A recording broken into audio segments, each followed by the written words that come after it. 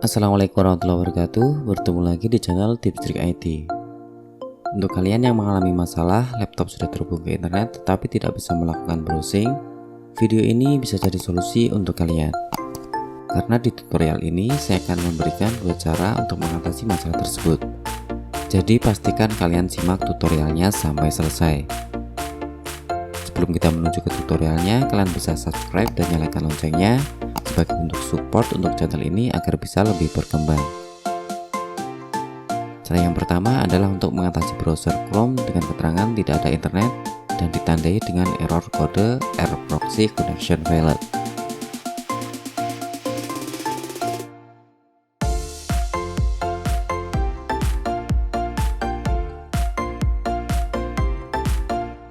Langkah pertama, kalian klik start menu, kemudian klik setting. Pilih network and internet, kemudian pilih internet option. Klik pada tab advance, kemudian lakukan reset internet explorer setting dengan menekan reset.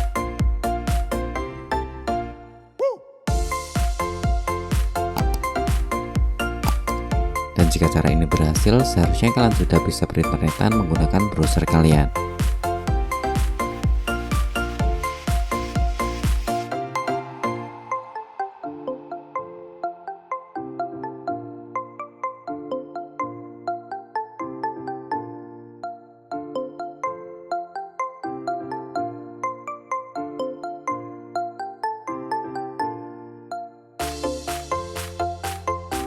Dan jika ternyata belum bisa, silahkan kalian masuk lagi ke internet properties, kemudian klik pada LAN setting dan pastikan proxy servernya tidak terchecklist.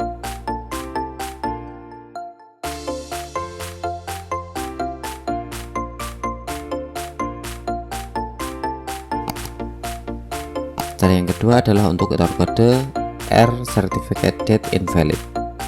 Biasanya akan ditandai dengan keterangan setelan waktu terlalu lambat atau muncul keterangan koneksi Anda tidak pribadi.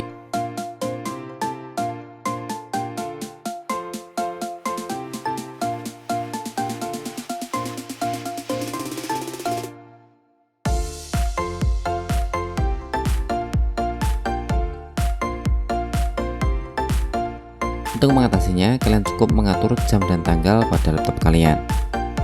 Caranya, klik kanan pada jam di taskbar sebelah kanan bawah, kemudian klik adjust date or time. Pastikan untuk zona waktu kalian memilih Bangkok, Hanoi, dan Jakarta. Kemudian untuk set time automatically, kalian bisa geser ke kanan menjadi on. Dengan cara ini, laptop akan secara otomatis mengatur waktu dan tanggalnya.